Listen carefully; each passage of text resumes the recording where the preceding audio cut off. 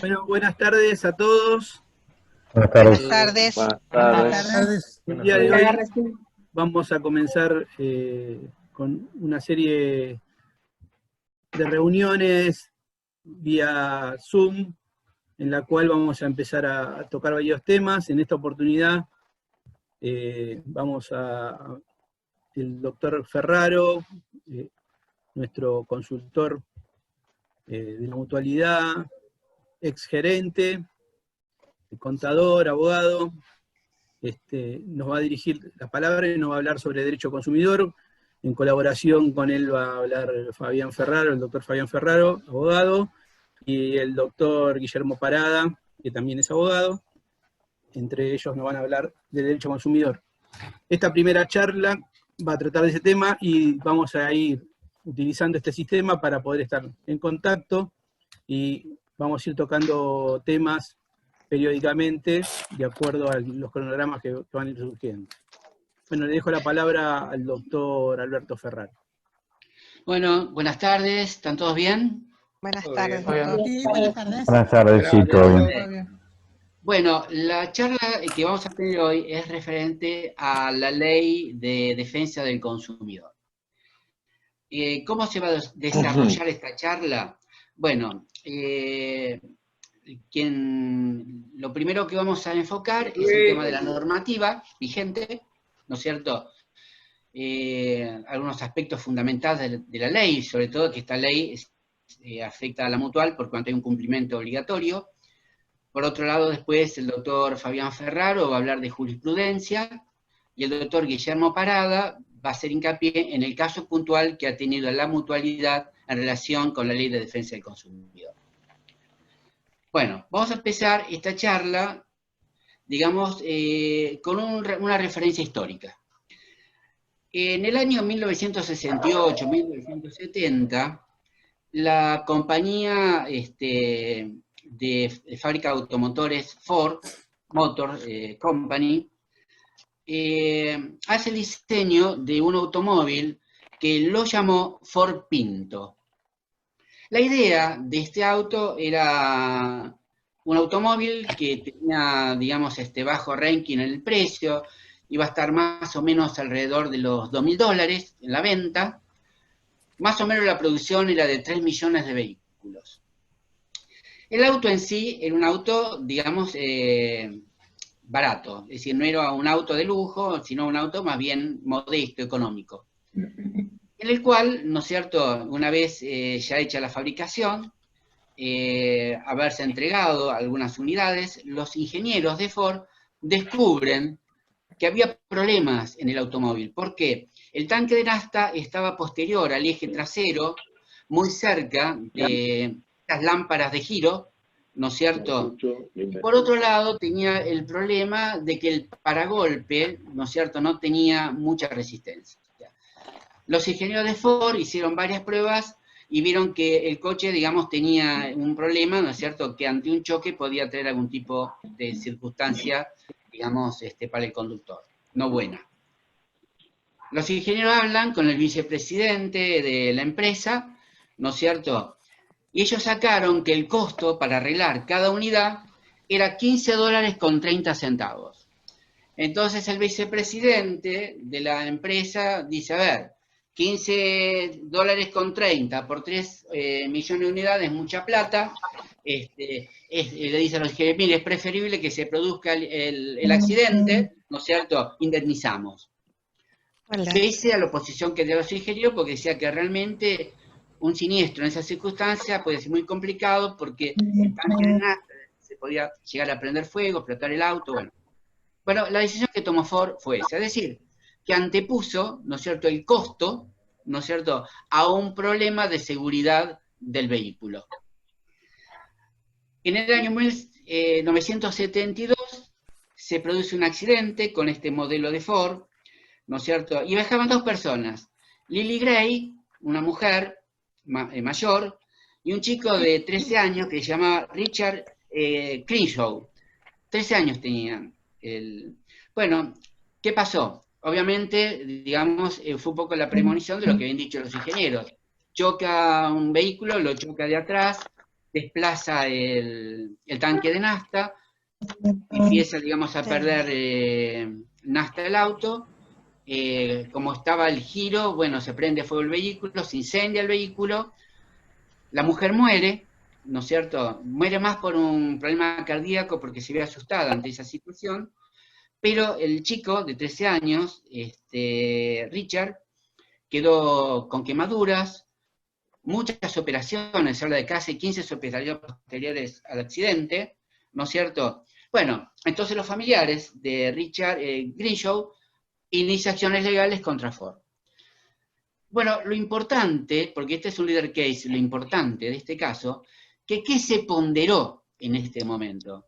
Que en realidad para Ford era mucho más barato pagar una indemnización, aunque era muy dolosa, ¿no es cierto?, el accidente, y las consecuencias físicas fueron bastante graves, ¿no es cierto?, que asumir el compromiso de arreglar todas las unidades de fabricación del modelo.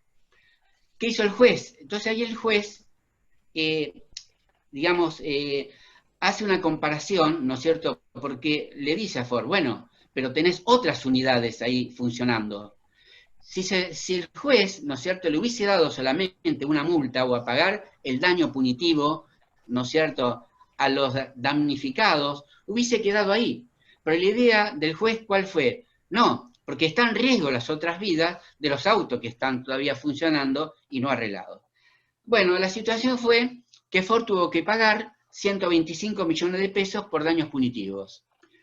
Y además tuvo que arreglar, ¿no es cierto?, todos los autos, lo que fue para Ford un desembolso mucho más que si originariamente hubiese arreglado los autos. Y a partir de aquí aparece, ¿no es cierto?, la figura de daño punitivo, que lo va a explicar más adelante el doctor Fabián Ferraro, ¿no es cierto?, que es justamente lo que en este momento, digamos, reconoce la ley de defensa del consumidor, digamos, con toda la jurisprudencia que va a traer Fabián. Bueno, esto es muy importante porque la ley se crea, ¿no es cierto?, de defensa del consumidor, que es una ley bastante contemplativa, porque la ley 24.240 abarca todos los conceptos, lo que es, digamos, todo lo que son los deberes y obligaciones, sobre todo todas las obligaciones de lo que vamos a ver que es proveedor, por un lado, ¿no es cierto?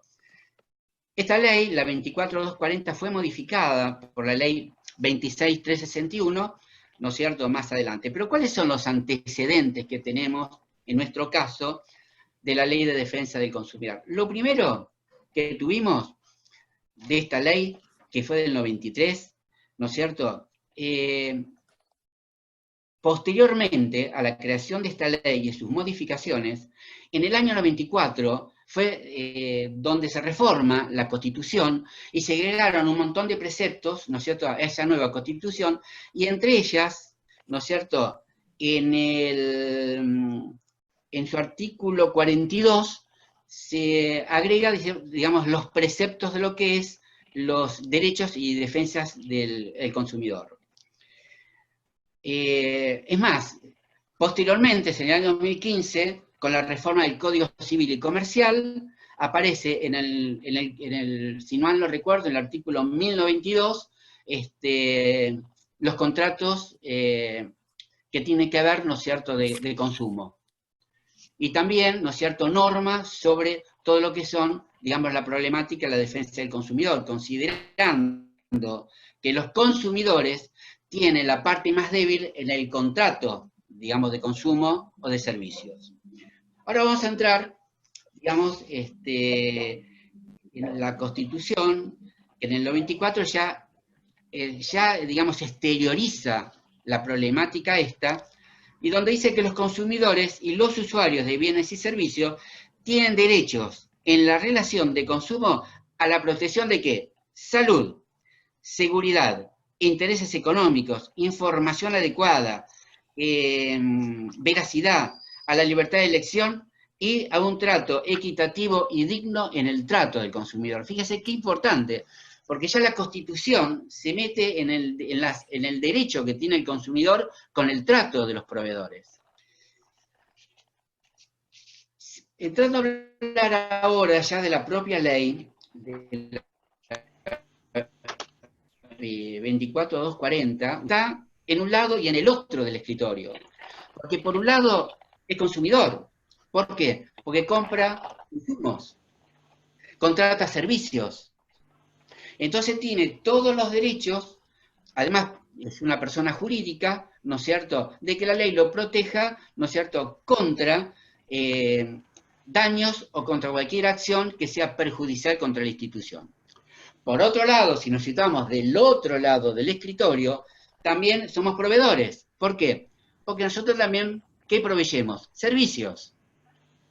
O sea que por un lado tenemos los derechos, pero por el otro lado también tenemos las obligaciones.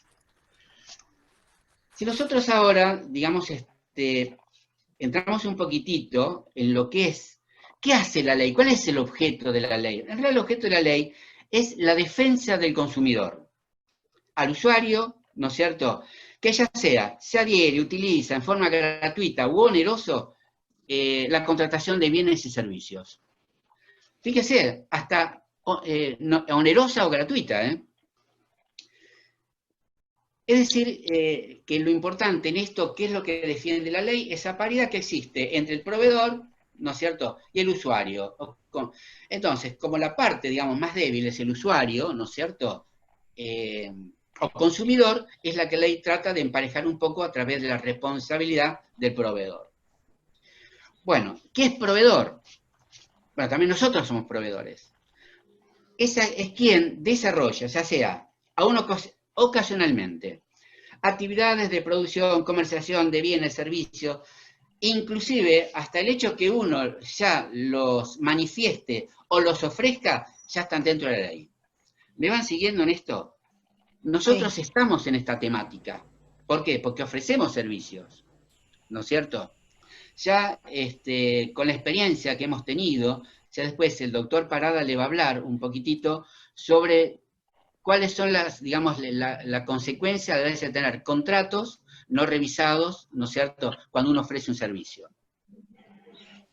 Bueno, entonces la ley, ya sabemos quién es el que consume, quién es el usuario, quién es el que provee, ¿no es cierto? Pero además la ley, ¿qué obliga? A la información. ¿Por qué? En el artículo 4, ¿no es cierto?, dice que el consumidor, ¿no es cierto?, ya sea de servicios esenciales o cual sea, ¿no es cierto?, ¿qué hace el proveedor? Tiene que darle en forma gratuita información al consumidor usuario de ese producto. Es decir, que es importante, digamos, para la ley la información que da el proveedor al usuario de un servicio. Por otro lado, ¿no es cierto?, hay que tener en cuenta, también lo dice la ley, que cuando uno, ¿no es cierto?, en este caso, una institución, hace una oferta, supongamos, ejemplo, ofrecemos un servicio en el loft que da de tanta plata porque es temporada, perfecto. Lo que obliga la ley es poner fechas. La oferta empieza acá y termina acá. Si se vulnera esa norma, y el tema es una multa. ¿Por qué? Porque el usuario tiene que saber cuánto tiempo se mantiene la oferta. ¿Sí? Por eso es importante que estas cosas, que somos los que manejamos este tipo de servicio, tengámoslo en cuenta. O sea, aquí esta información tiene 3 condiciones. La primera, tiene que ser cierta, o sea, yo no puedo estar mintiendo de lo que digo. Tiene que ser clara y detallada. Son las 3 condiciones que me pone la ley. ¿Sí? Es decir, si por ejemplo, si se ofreciera por teléfono, catálogo, correo, publicaciones, ¿no es cierto?, el medio debe figurar el nombre del domicilio, quit, del oferente, los datos. Lo pide la ley. Por eso, todas estas cosas, cuando ofrece un servicio, uno que tiene que hacer, observarlas. ¿Sí? Bueno, otra cosa que es importante, esto lo dice el artículo 8 bis. El trato digno. El trato digno. ¿El trato digno qué es? Evitar situaciones vergonzantes para el usuario, ¿no es cierto?, para el consumidor, ya sea que sean vejatorias o intimidantes, por ejemplo, el maltrato. Por eso, digamos, el trato en esto es muy importante. Por eso muchas compañías, ¿qué es lo que hacen? Disculpe, esta grabación, digamos, para su seguridad puede ser grabada, lo que sea. Justamente lo hacen por eso, para que cuando se hagan denuncias esté grabado y tenga uno la defensa, ¿no es cierto?, de que el trato fue bien. Si fue mal, bueno, pero lo ideal es que sea bien, es que el trato sea bueno. Es decir, y eso es importante, a los comunicadores de las instituciones, lo importante es enseñarle el buen trato. No importa que el usuario, como sea, si tiene mal carácter, si habló mal, lo que sea, porque lo que queda registrado generalmente es cómo uno trata al usuario. ¿Hasta aquí vamos bien? Sí. Bueno. A la Secretaría de Comercio no se le ocurrió mejor cosa, ¿no es cierto?, que sacar una resolución, ¿no es cierto?, que fue la 139 de este año, ¿no es cierto?, donde crea el consumidor hipervulnerable. Medio complicado, porque uno no puede decirle, hola, ¿quién habla? ¿Usted es consumidor hipervulnerable? Pero, digamos, esta resolución conceptúa lo que es un consumidor o usuario hipervulnerable. ¿Y quiénes son? Bueno, dicen que su vulnerabilidad surge de qué? En razón de su edad, del género, estado físico-mental, o por las circunstancias sociales que vive, las económicas, étnicas, culturales, que le provoquen especial dificultad para ejercer con plenitud de derecho de consumidor. ¿Sí? El hiperglucémico, para Alberto, sí, es verdad, también sos hiper vulnerable. ¿Y qué es lo que atiende también la hipervulnerabilidad? ¿De qué nace el reclamo? Y dice, por ejemplo, que a los efectos de la mejor defensa que involucre, ¿no es cierto?, ¿qué es lo que va a proteger la ley? Intereses de niños, niñas, adolescentes, personas pertenecientes al colectivo trans, si hay alguno, está todo bien, personas mayores de 70 años, personas con discapacidad, conforme a algún certificado, ¿no es cierto?, que presente. En el caso, por ejemplo, que puede ser jubilado, ¿no es cierto?, o en relación de dependencia con una remuneración menor. Bueno, es decir, que este tipo de consumidor, digamos, en este caso, se distingue como un consumidor especial, que hay que tratarlo con cierto cuidado, ¿no es cierto? ¿Por qué? Porque como es más vulnerable que un consumidor que no tiene estas características, ¿no es cierto?, la ley trata de protegerlo más. Cosa que realmente a veces es medio problemático, porque uno puede saber, digamos, la característica que tiene un consumidor cuando hace una solicitud de algo. Y uno no puede preguntarle por teléfono, mira, ¿tenés alguna enfermedad, lo que sea? Pero bueno, la ley es clara, lo dice, es una resolución, y que de alguna manera ya tuvo alguna consecuencia jurídica. Dentro de lo que es el tema ¿no es cierto?, el modo de rescisión de un contrato, ¿qué es lo que protege en este momento la ley? Dice que uno puede rescindir el contrato del mismo medio que lo contrató. Por eso, cuando nosotros hacemos contrataciones virtuales, la otra parte que puede hacer, una renuncia virtual. No hace falta que le digamos, mande una carta de documento, lo que sea, porque le dice, no, si usted hizo la contratación de esa manera, el usuario tiene el mismo derecho de hacer la renuncia por ese mismo medio. ¿Vamos bien hasta acá? Sí, sí. Sí. Bueno. Por otro lado, también el artículo 11 de la ley dice, bueno, que los reclamos tienen que hacerse en forma personalizada, ¿no? Bueno, eso es medio... bueno, no hablemos de esta época de pandemia donde personalizar no hay nada.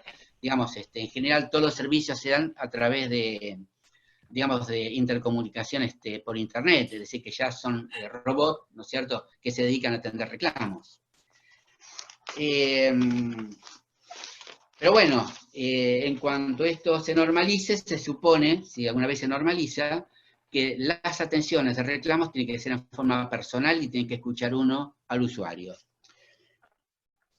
El artículo 19, en un capítulo especial, dice que la prestación de servicio debe respetar los plazos, las condiciones, modalidades, ¿no es cierto? Y sobre todo la publicidad en que se dan los servicios, ¿no es cierto? Ahora vamos a entrar en un temita. No quiero expanderme mucho, muy rápido, porque para que tengan una idea global de lo que es esto, porque esto sí nos compete, lo que viene ahora, que es lo que tiene que ver aquello que se paga a crédito. Y eso está en el artículo 36 de la norma. Y fíjense que la norma, ¿qué es lo que dice? Que los requisitos para operaciones financieras para consumo debe consignarse en una forma clara al usuario, bajo pena de nulidad. Es decir, que esa operación, si se hace mal, se da como no contada, aunque se perdió plata. Es decir, tiene que estar la descripción del bien, del servicio, el objeto de la compra, el precio de contado, ¿no es cierto? El importe a desembolsar inicialmente, de existir, o el monto de la financiación, la tasa efectiva anual,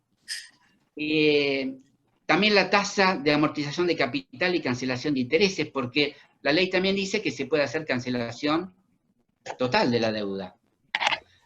Esto es algo para, digamos, para rever, porque realmente la ley a veces piensa que nosotros tenemos una moneda fuerte, que la persona puede cancelar en cualquier momento y devuelve el capital que uno le prestó o financió hace 1 año y medio, y no es así. Pero bueno, el sistema de amortización, sobre todo de capital, cómo se cancelan los intereses, los montos y el periodo en que se cancela y cómo se pagan las cuotas, y de existir gastos extras, adicionales y todo eso. Eso tener en cuenta, ¿por qué? Por el sistema de ayudas monetarias que damos nosotros, ¿no es cierto? Por eso, digamos, es importante. Yo había notado por acá cosas que uno tiene que, digamos, tener en cuenta, ¿no es cierto? Digamos, se puede precancelar el préstamo en cualquier momento, dice la ley. Pero fíjese, dice, se paga el monto de capital restante descontando la tasa de interés. Bueno, cosa que hay que tener en cuenta, porque cuando se hizo la ley, ¿no es cierto?, 2008, que se hizo estas reformas, la moneda en ese momento, no, la inflación era tan avanzada. Hoy en día, si uno tiene que digamos, devolver un capital que se prestó, o el resto de un capital que se prestó hace 1 año y medio, obviamente ese resto, comparado cuando se prestó, perdió, digamos, se vulneró por el tema de la inflación. Es claro esto. Y bueno, se puede, dentro de los 10 días, se puede rechazar el préstamo sin costo adicional. En último, por más que recibe la plata, la devuelve. Es decir, por eso, digamos, ¿por qué elegimos esta ley primero? Porque es una ley, ¿no es cierto?, que tiene unas aristas bastante complicadas y generalmente no respetarla trae a partir de ahí una multa, ¿no es cierto?, que a veces son bastante considerables este tipo de multa. En el caso, por ejemplo, de todo lo que son los daños por defensa del consumidor, la prescripción dice que es 15 años, ojo. Por eso es importante, ¿no es cierto?, digamos, tener en cuenta la ley cuando uno ofrece un servicio, ¿no es cierto? Por ejemplo, el hecho de que el tomador de un préstamo, por ejemplo, se arrepiente y tiene 10 días. En 10 días se devuelve la plata y bueno, y ya está. 10 días. Pasado eso ya no. Se podría, digamos, aceptar la plata, pero los intereses de los 10 días. Eso es lo que dice la ley. Después, hay que tener en cuenta por qué. Porque, digamos, el término de cláusulas abusivas también son un poco presunción de deslealtad con respecto al proveedor. Cuando son cláusulas que realmente abusan, ¿no es cierto?, de la debilidad que tiene el consumidor frente a un contrato, sobre todo si hablamos de contratos de adhesión. Los contratos de adhesión son contratos en el cual la parte más fuerte, que es el proveedor, ya lo tiene hecho. ¿Qué es lo que hace el usuario o el hecho del consumidor, y solamente lo acepta. Bueno, entonces los contratos de adhesión son los que están en la mira generalmente, y son generalmente los que tienen ese tipo de cláusulas abusivas. ¿Sí? Bueno, por eso, digamos, la responsabilidad por daños, y esto lo dice el artículo 40, es solidaria con respecto de daños a terceros. Eso es importante, la solidaridad, que, digamos, cuando hay un fraude, generalmente se va a la máscara de lo que es la persona jurídica y se hacen responsables los administradores. Y ahí viene la solidaridad, que cualquiera, digamos, se apunta a cualquiera y es solidario, acá o acá. ¿Me explico? Bueno, las acciones están en el artículo 53 de la ley. Son acciones, digamos, que puede hacer el consumidor frente a este tipo de cosas. Igual había la Constitución Nacional, en el artículo 43, habla de la acción de amparo, que también protege al consumidor en cuanto a veces al abuso que puede llegar a tener. Y si no, están los canales, ¿no es cierto? Sobre todo los canales rápidos, que son los que hace la Secretaría de Comercio, ya distintas vías para hacer reclamos, ¿no es cierto? Eso está en el artículo 55. Es un proceso de conocimiento más abreviado, salvo que el juez decrete otra cosa, como siempre, ¿no es cierto? Y por otro lado, el artículo 60 también habla de la educación al consumidor, es decir, lo que, digamos, que eso es más bien quizás para cámaras, donde tiene que darle al consumidor el conocimiento de los derechos con respecto a lo que dice la ley de defensa del consumidor, ¿no es cierto? Hay que tener en cuenta que esta ley es de orden público. ¿Qué significa orden público? Orden público significa que es obligatorio, ¿no es cierto? Y nadie puede renunciar al derecho que da la ley. Bueno, esto fue solamente una pasadita, traté de hacerlo rápido para que puedan hablar los otros disertantes. Así que le dejo la palabra a Francisco para que él también dirija la palabra al disertante Bien, que me sigue. doctor Alberto Ferraro, tiene una pregunta. Alberto ¿Sí? Lupo tiene una pregunta. Ah, bueno. Escribí varias veces y no me contesta, doctor, qué feo lo suyo. Pensé que me estaba felicitando, digo, bueno, qué sé yo. No, eso va de suyo. Está bien. Alberto duda, para que no piense que estaba dormido, duda. Sí. Vos estabas diciendo ahí que la ley esta prevé devolución de intereses. No, esto es así. No, espera, déjame que te los 10 días. redondee. Esperá, sí, dentro de los 10 días. Dentro de los 10 días, si la persona se arrepiente, suponete que haya recibido la plata igual, te la devuelve, ¿no es cierto?, sin costo para el usuario. Está bien, pero ponerle que el tipo saca un crédito en 12 cuotas. Sí. Yo preveí en mi presupuesto que la devolución del capital más los intereses se iba a producir en 12 meses, conforme lo que marca el Código Civil y Comercial, ¿no es cierto? Ahora el tipo dice, no, yo en la quinta cuota lo quiero devolver. ¿Esta ley me obliga a devolver intereses? O sea, no, los intereses no se devuelven, porque los intereses se van devengando a medida que va pasando el tiempo. No, digo, sobre el capital. Los intereses futuros, que no pasó el tiempo, y sí, hay que descontarlos. Porque, pero yo tengo obligación de aceptar eso. La ley lo dice, pero es lo que hacemos nosotros inclusive. Es decir, ¿qué es lo que marca un interés? ¿Cuál es el precepto para el interés ganado? El paso del tiempo. No, ¿sí? Está bien, pero yo tenía entendido que lo que nosotros hacíamos era un mix. O sea, no le devolvíamos el 100% de intereses, porque también No, el 100% nunca Alberto, el 100% nunca se devuelve, porque el interés consumido por el tiempo pasado se cobró. No me expliqué bien, discúlpame.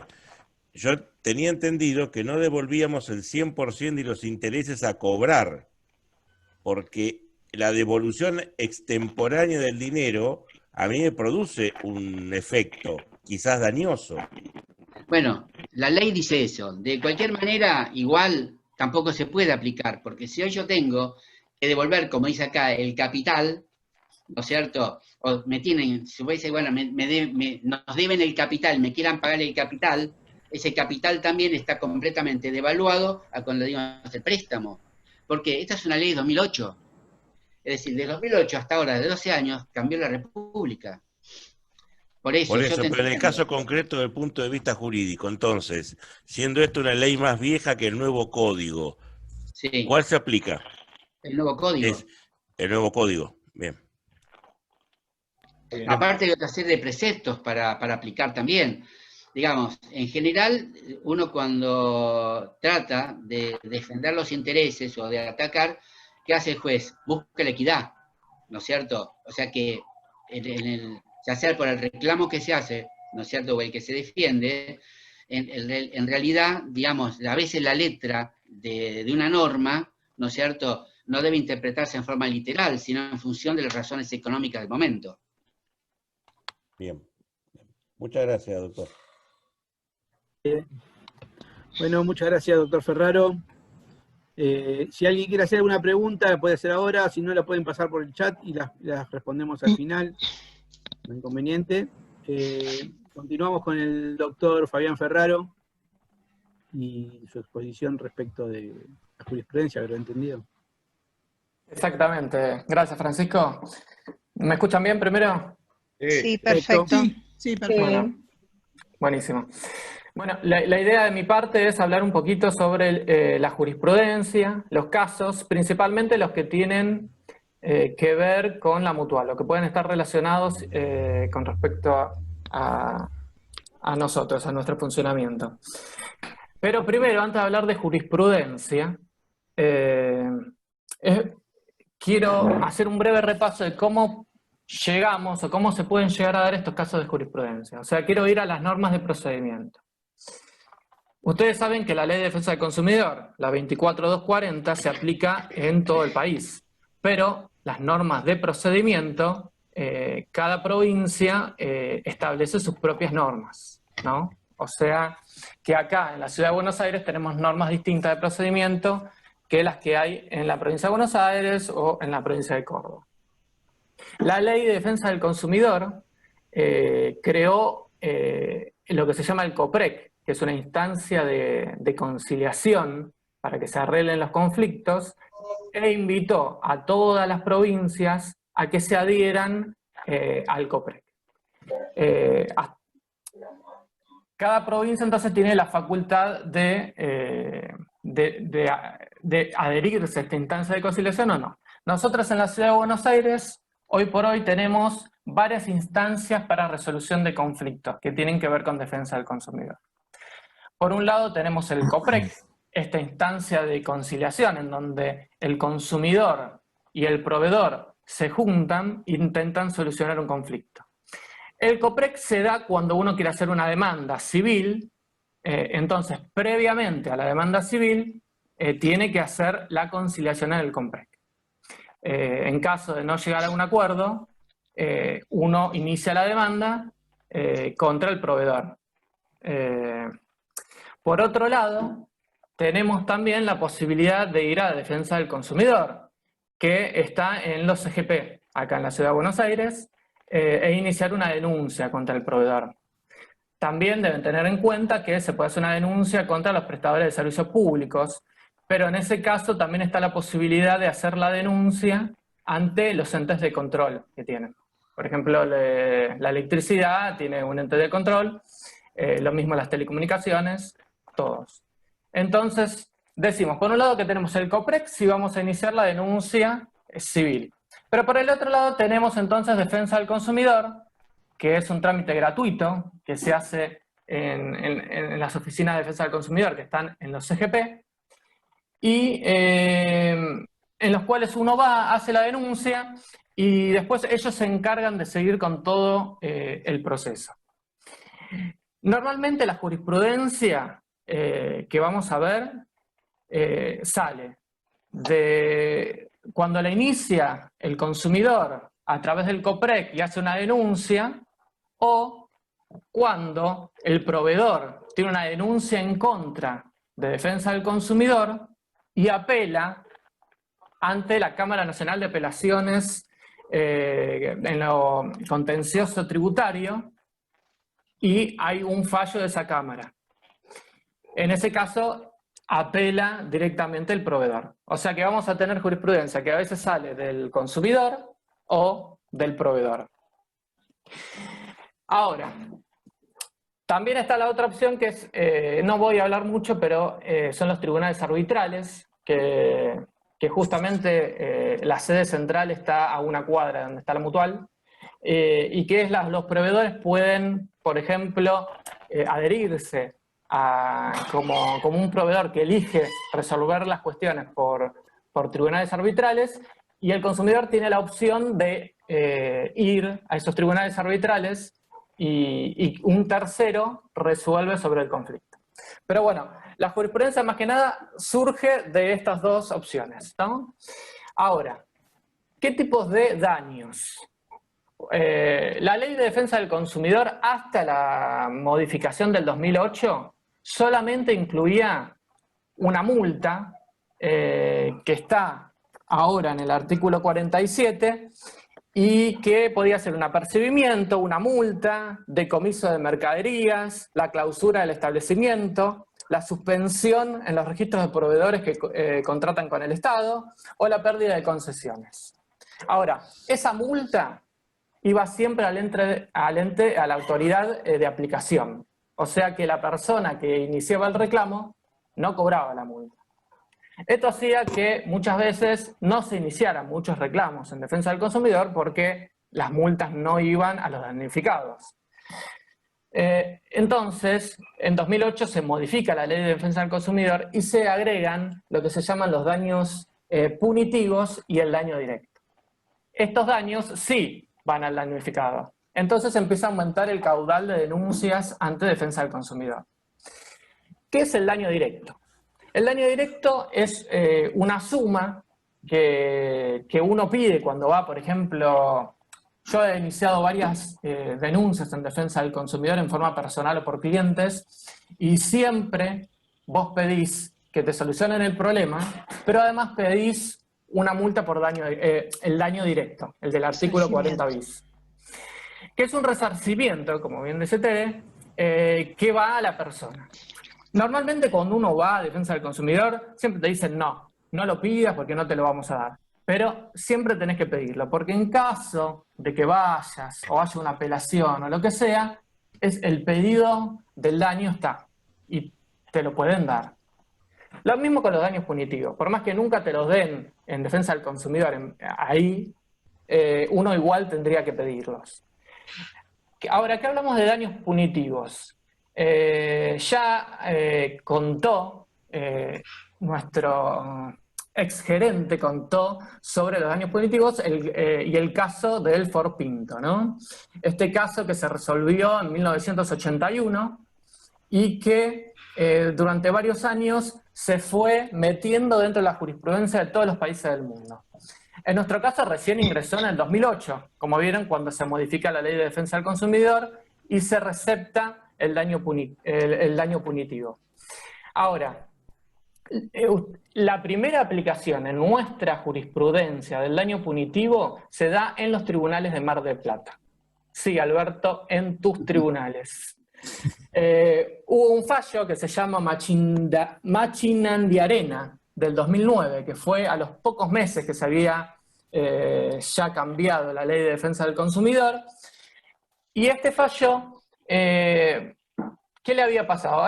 Fue una persona discapacitada que va a Telefónica por un problema que tenía con una línea, y cuando quiere ingresar al local se da cuenta que no había rampas de discapacidad. Se pelea obviamente con la persona que estaba ahí, se queja, presenta una nota y todo, y a la persona no le dan absolutamente cabida. Entonces la persona, ¿qué hace? Inicia una acción y pide la aplicación de este daño punitivo, porque él se sentía que el trato que le había dado la empresa iba en contra del trato digno del consumidor. ¿Qué pasa? Mar del Plata, entonces, la Cámara Civil y Comercial de Mar del Plata le da cabida. Acepta lo que dice el señor Machinandiarena, que se llamaba Nicolás, y le impone una multa en ese año una suma, creo que era 30.000 pesos en ese momento, que en el 2009 debía ser mucho más plata, debía ser como 500.000 pesos de ahora, en concepto de daño punitivo. No solamente recepciona este trato que no es digno contra el consumidor, sino también los reclamos que efectúa la persona y que realmente no se lo toma en cuenta. No es que se le dice te voy a resolver el problema o voy a cambiar, sino simplemente este aspecto subjetivo en donde no se toma en cuenta o no se quiere cambiar el actuar de la empresa. Esto es muy común y en la mayoría de los fallos que empiezan a producirse en todo el país, empieza a tomarse esta actitud, ¿no? Fíjense que hay multas muy elevadas con respecto a daños punitivos. Por ejemplo, un caso de la provincia de Córdoba, en donde la multa fueron de 2 millones de pesos. 2 millones de pesos, porque el consumidor cuando quiere abrir una botella, era una gaseosa, la multa es contra Quilmes. Es una gaseosa que pertenecía a todos la rama de Quilmes. ¿Qué encuentra? Encuentra dentro de la gaseosa un gel íntimo. Esto obviamente fue un caso muy conocido en ese momento porque fue una cosa que es muy inusual, obviamente, cómo llegó ahí y todo. Pero consideraron que estaba tan afectado el trato del consumidor que le pusieron una multa ejemplar, como para que tengan el cuidado de que no vuelva a pasar estas cosas. O sea, la sanción del daño punitivo siempre tiene una finalidad disuasoria. Es evitar que la empresa siga con esa actitud. Hubo otros casos, por ejemplo, un caso contra Claro, en el caso Raspanti contra Claro, en donde Claro empezó a cobrar un cargo en la factura en forma unilateral. La persona hace el reclamo contra Claro, va a defensa del consumidor, se sienta, charla con la empresa y la empresa le dice no tengo intenciones de quitar este concepto que viene en la factura, no me importa, lo dice ahí adelante de los tribunales de defensa del consumidor. Obviamente, esta actitud fue, digamos, el causante de un daño bastante importante que le pusieron como daño punitivo por la falta de intención de querer solucionar el conflicto. O sea que si bien hay un tema objetivo con respecto al incumplimiento o a la falta de la empresa, también se toma en consideración para la imposición de estas multas la actitud, digamos, de no querer modificar el actuar de las empresas.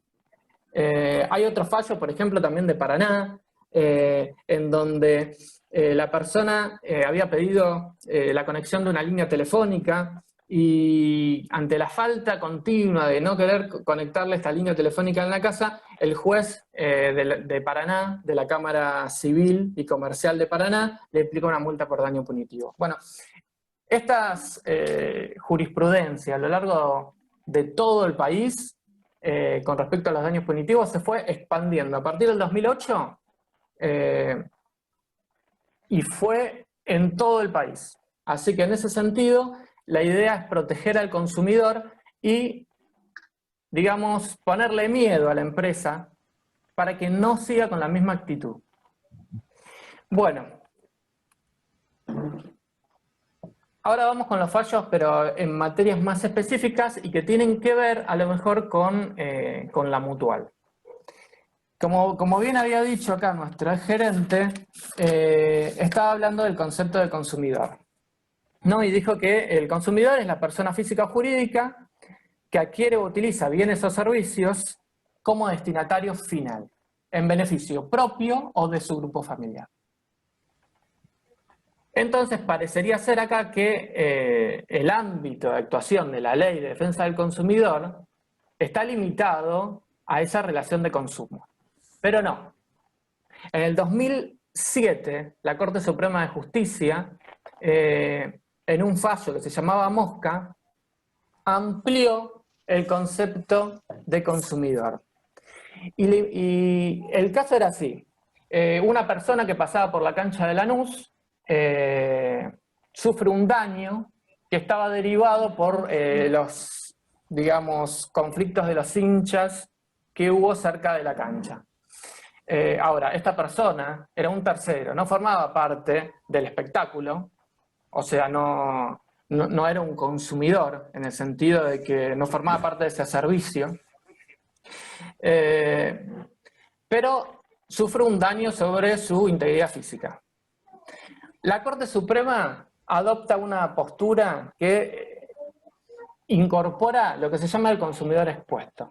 El consumidor expuesto es una persona que no forma parte de la relación de consumo que se está dando, de esa relación entre consumidor y proveedor, pero que es afectado en ocasión de esa relación de consumo. En ese caso, por un deber de seguridad que tenía que haber sido dado por el Club Lanús, condenó solidariamente no solamente a Lanús, sino también a la Asociación del Fútbol Argentino, a la AFA. Lo que en ese momento fue un caso de mucho renombre porque es el primer caso en donde principalmente se condena solidariamente a la AFA, que realmente no estaba en forma directa con la prestación. Pero lo que sí se dice es que sí se beneficia por los derechos de televisación que da. Entonces, por haber ese beneficio que recibe, digamos, económicamente la AFA, es responsable también. Ahora, ese deber de seguridad también existe, por ejemplo, en los supermercados. Hubo un fallo en Mendoza que se llama Blois de Tucci, que fue un fallo también, uno de los primeros que se fue, que lo que dijo fue que una persona que pasa, por ejemplo, por un supermercado, por más que no compre, también tiene que ser protegido y también es responsable el supermercado de cualquier daño que sea producido contra la salud, la dignidad física de esa persona, por el solo hecho de estar en ese lugar. Aunque también es importante traer otro fallo, que es un fallo muy nuevo, que fue del 2017, en donde la Corte Suprema, en el fallo Arregui, en un recital gratuito, en donde fue iniciado por una asociación de beneficencia, una de las personas sufre un daño por fuera del lugar, ¿no? Ahora, cuando inician el juicio quieren usar el mismo precedente de Mosca y hacer solidariamente responsables al lugar. Pero acá la Corte Suprema dice que si no hubo, digamos, un beneficio, un lucro por parte, digamos, de ese lugar donde se estaba dando el recital, entonces no es aplicable esa doctrina. Y, por lo tanto, no se utiliza la ley de defensa del consumidor en ese caso.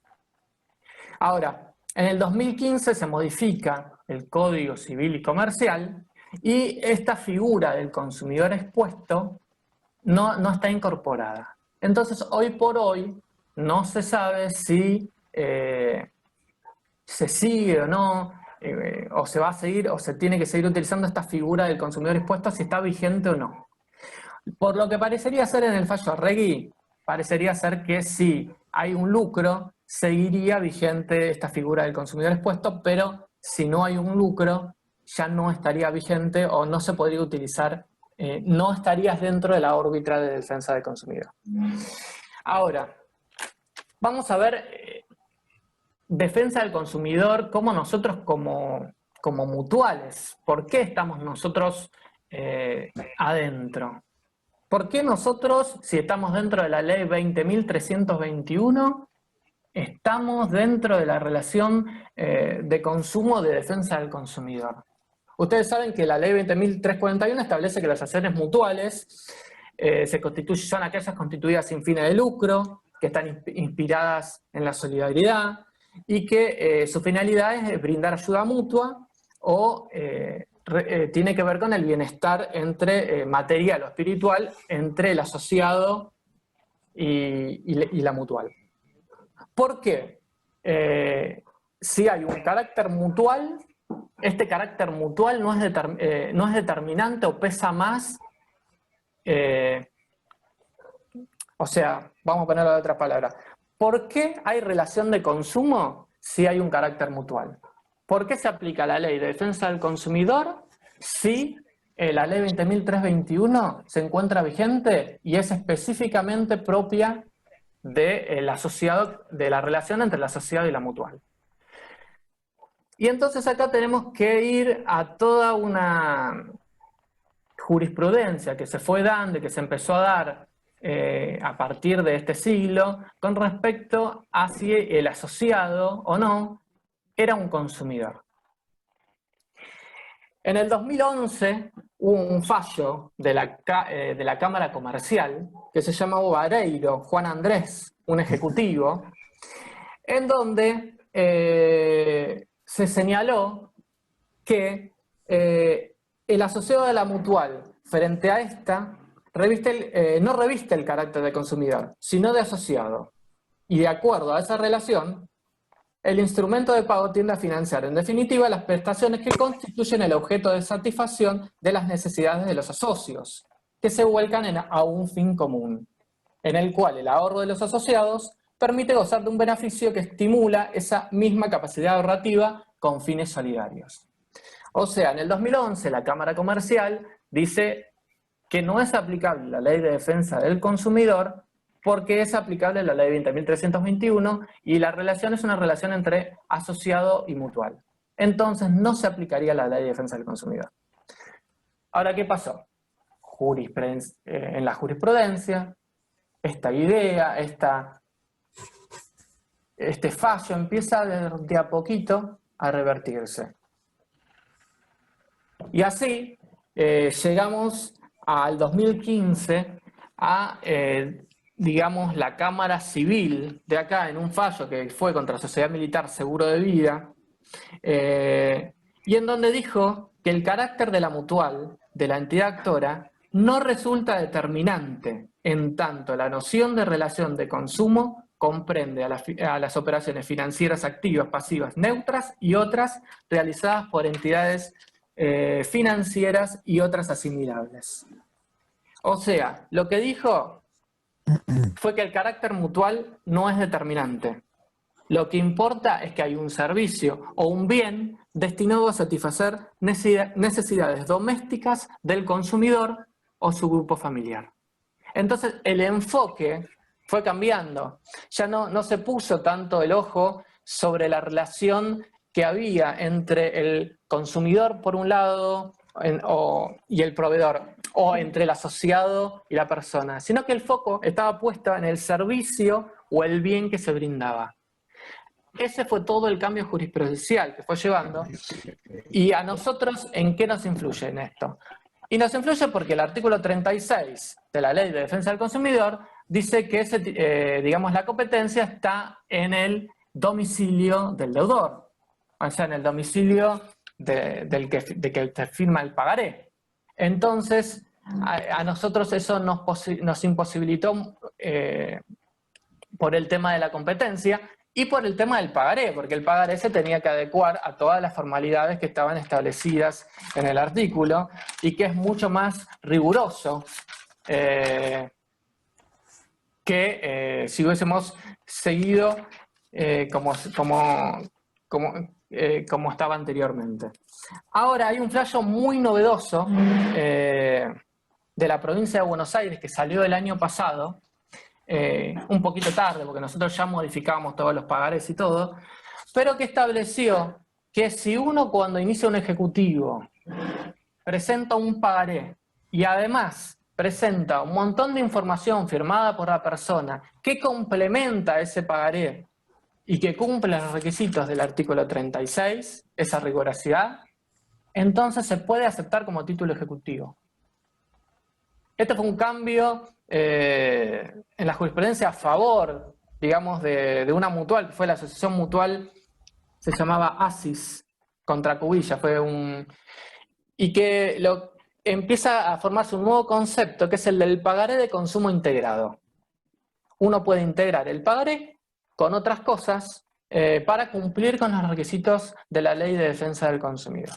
Ahora, nosotros ya tenemos los pagarés adaptados, cambiados y todo, así que ya, digamos, no nos afectaría tanto. Igual es de la Suprema Corte de la Provincia de Buenos Aires, por lo que las cámaras de acá son más rigurosas a lo mejor que en la Provincia de Buenos Aires. Bueno, para terminar, no voy a hablar más tengo un montón de fallos, pero básicamente quería hacer cosas que sean relacionadas específicamente con el funcionamiento de la mutual.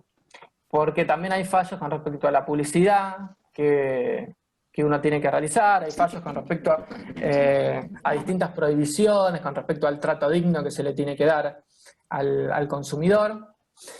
Pero bueno, básicamente vamos a terminar acá. Le voy a dar pie al doctor Parada. Él va a hablar sobre un caso que tuvimos que tiene que ver con el turismo, ¿no? Y antes de pasarle al doctor Parada, quiero destacar este tema con respecto al turismo y es con respecto a la solidaridad. Ustedes saben que el artículo 40 hace responsable a toda la cadena, digamos, el consumidor cuando adquiere con el proveedor, puede ser que haya toda una cadena en esa relación de consumo. El artículo 40 de la Ley de Defensa del Consumidor hace responsables en forma solidaria. Uno puede ir contra cualquiera de toda esa cadena. En los casos de turismo, han habido jurisprudencia que han hecho responsable, no solamente en turismo. Hay un fallo que tiene que ver con un banco que en un momento contrata un seguro y se lo da a todos sus clientes, y que esta compañía de seguro da de baja en forma intempestiva y unilateral, sin decirle a nadie, da de baja el servicio, perjudicando a varios de las personas que tenían una cuenta bancaria, ¿no? Y que habían consumidores con respecto a ese servicio. Bueno, en este fallo, que fue un fallo que se llamó Corso contra Banco Francés, un fallo de la Cámara Comercial, se hizo responsable al banco por todos los incumplimientos que tuvo, digamos, esta empresa aseguradora y que le causó perjuicios a todos los clientes del banco. Así que bueno, hay que tener en cuenta, digamos, este artículo en lo que respecta a todos los prestadores que uno toma cuando presta servicios, ¿no? En el banco, en el caso que sean todo lo que tiene que ver con seguros y que sean un tercero. En nuestro caso también cuando contratamos con prestadores de turismo o cualquier otro prestador. Bueno, muchas gracias. Le voy a pasar ahora va a hablar un poquito el doctor Parada. Tengo pregunta. Por favor, sea bienvenida. Tengo tres. La primera, cuando estamos hablando de el ámbito de defensa del consumidor, las oficinas de defensa del consumidor, los tribunales arbitrales, ¿hablamos dentro del ámbito judicial o el ámbito administrativo? No. O sea, es el ámbito administrativo. O sea, bien, las oficinas de defensa del consumidor siempre las vas a encontrar cerca. En la provincia de Buenos Aires, por ejemplo, están al lado de la municipalidad. Tenés la municipalidad de Lanús, por ejemplo, y está al lado de los tribunales. No son los tribunales, son las oficinas de defensa del consumidor. Es digamos, una oficina administrativa que, digamos, le pueden poner una multa. Esa multa va para el ente, para esa autoridad de aplicación. O sea, no va para vos. Algo que sea el daño directo que estaba hablando. Respecto a las multas, o mejor dicho, sí, está bien, tomando en cuenta las multas, o la reiteración de causas por las cuales se aplican multas, ¿existe la reincidencia en esto? O sea, el instituto, sí. O sea, yo imagino que si a mí me sancionan la panadería porque tengo un trato descortés con un cliente, no es lo mismo que me sancionen una vez que me sancionen 15, supongo yo, va. No, es que es así. El artículo 47 tiene como una graduación de las penas, porque primero le aplica un apercibimiento. Si la persona sigue y llega a otro caso más, lo toma como antecedente y le aplica una multa. Ahora, si sigue teniendo más casos, llega hasta la suspensión, inhabilitación, un montón de cosas que son todas competencias, digamos, administrativas. O sea, esta autoridad de aplicación de la Ley de Defensa del Consumidor tiene esas facultades. Después, si no está de acuerdo el proveedor que le aplicaron la multa, entonces apela, y ahí sí, va ante la Cámara de Apelaciones en lo contencioso administrativo y tributario. Que ese sí es el Poder Judicial. La última, y no, la tenemos resuelta en este momento casi nosotros, pero puede ocurrir que no. ¿Cómo se maneja el tema del derecho del consumidor, la defensa del derecho del consumidor y la obligación de tener que ir, en el caso extremo, de ir a litigar al lugar del domicilio de la parte más débil, con el hecho de que yo soy socio y no tengo la culpa de vivir en Tierra del Fuego y quiero un crédito y estoy dentro de los parámetros y por qué no me lo dan? ¿Cómo? Claro.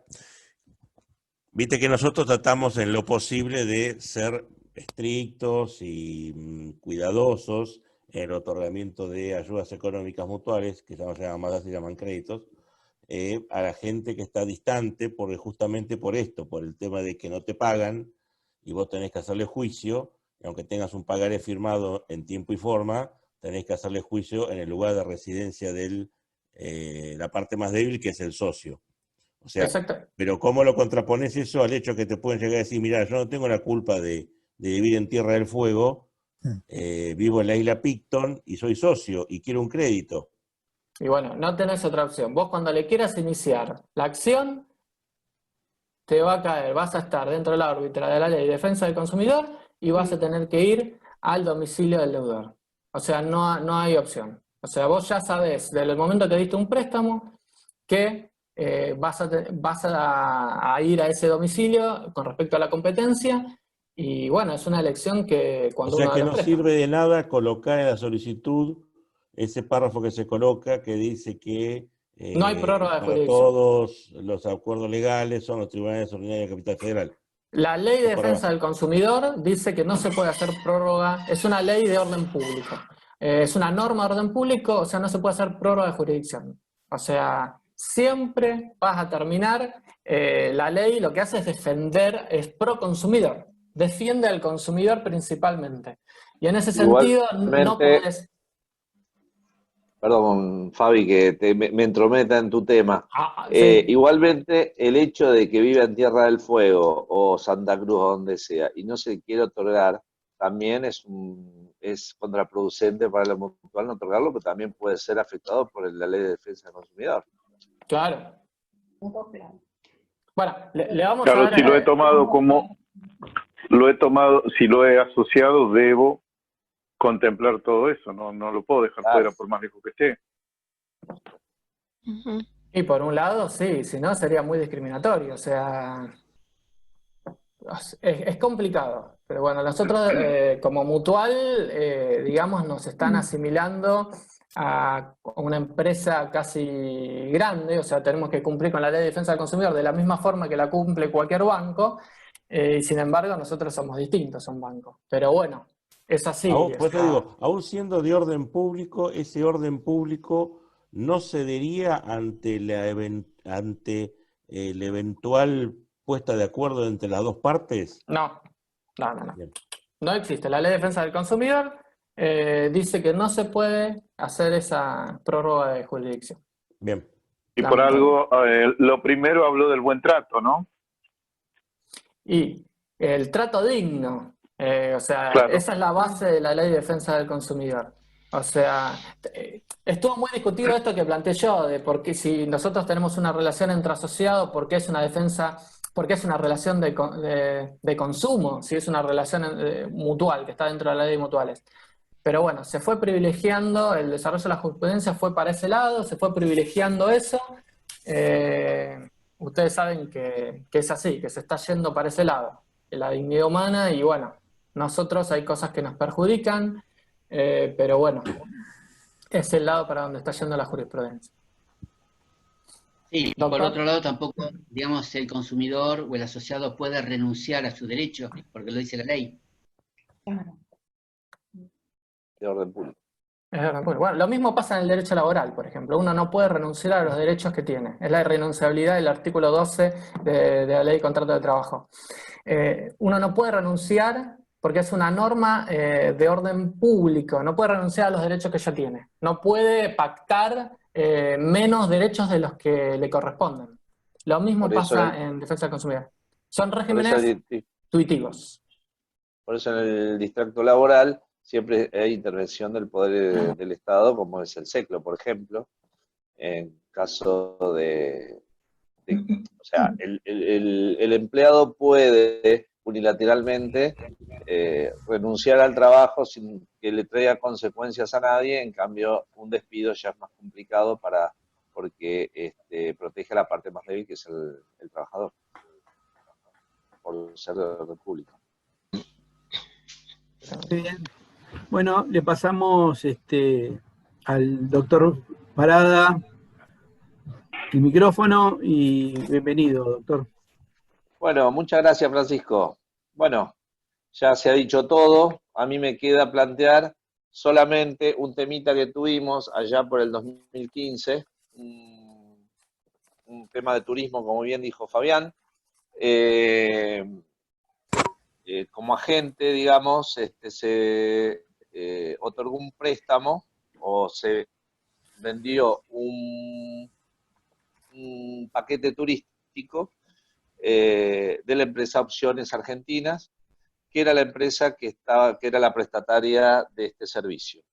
Resultó ser que esta persona no recibió el servicio que correspondía aparentemente por parte de Opciones Argentinas, y como bien dijo Fabián, pasó a ser responsable solidario la Mutual. Por lo tanto, esta persona inició los trámites que correspondían en la CGP de la Ciudad de Buenos Aires, conforme al artículo 45. O sea, el artículo 45 de la ley manifiesta, y se los voy a leer porque no me acuerdo, dice que las constancias del expediente labrado conforme a lo previsto en este artículo, así como las comprobaciones técnicas que se dispusieran, continuarán prueba suficiente de los hechos así comprobados, salvo en los casos que resulten. O sea, toda documentación que presente lo consideran prueba suficiente como para iniciar el trámite. Nos presentamos en ese momento, que tengo ya le digo, en marzo del 2016, nos llega la cédula de notificación. Nos presentamos, solamente nosotros en ese momento, posteriormente se presentó en una segunda audiencia a la empresa Opciones Argentinas, para que sea más creíble, se presentó el dueño de la empresa,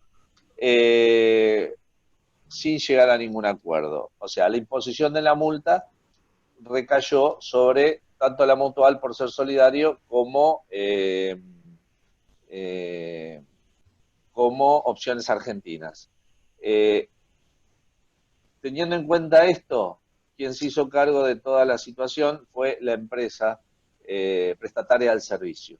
Esta persona contrató un viaje a Córdoba en el mes de enero, supuestamente con su hijo, que había terminado el colegio primario, y se suponía que era su viaje de egresado y el regalo que le había hecho su padre y su madre.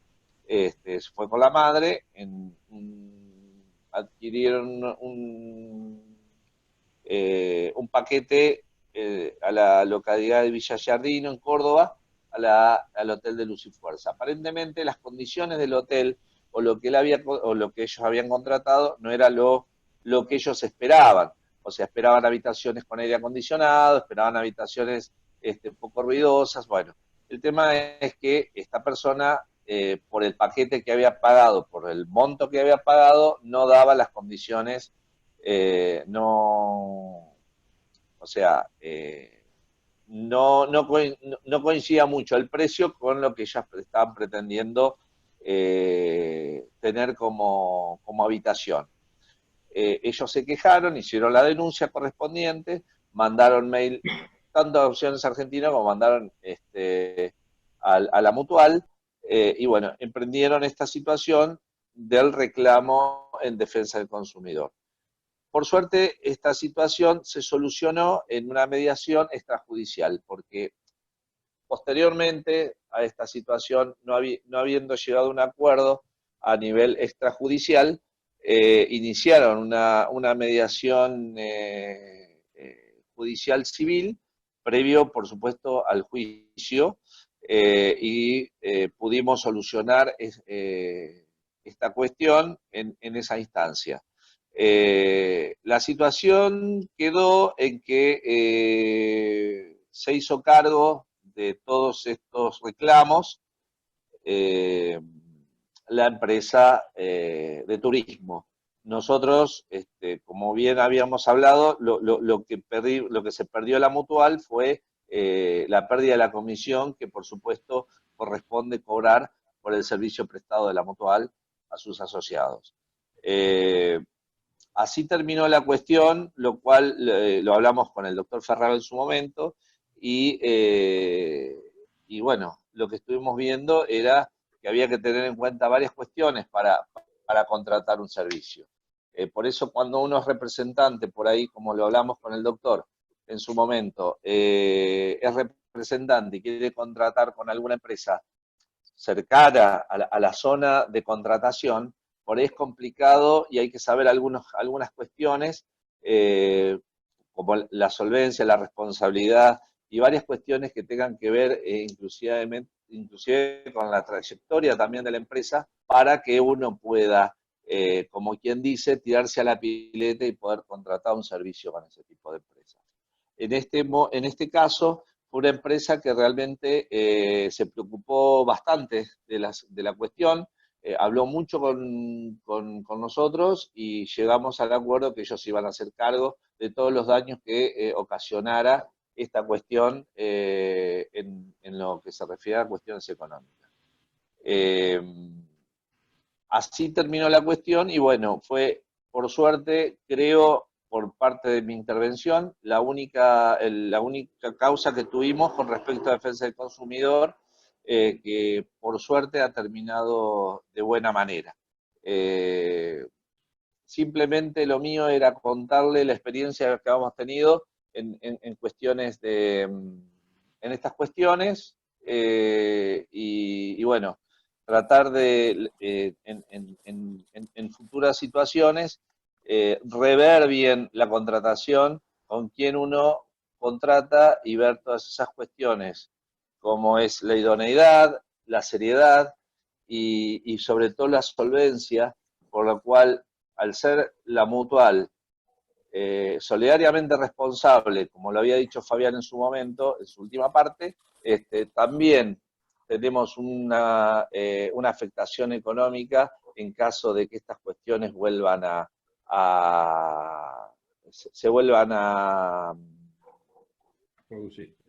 vuelvan a volver a pasar.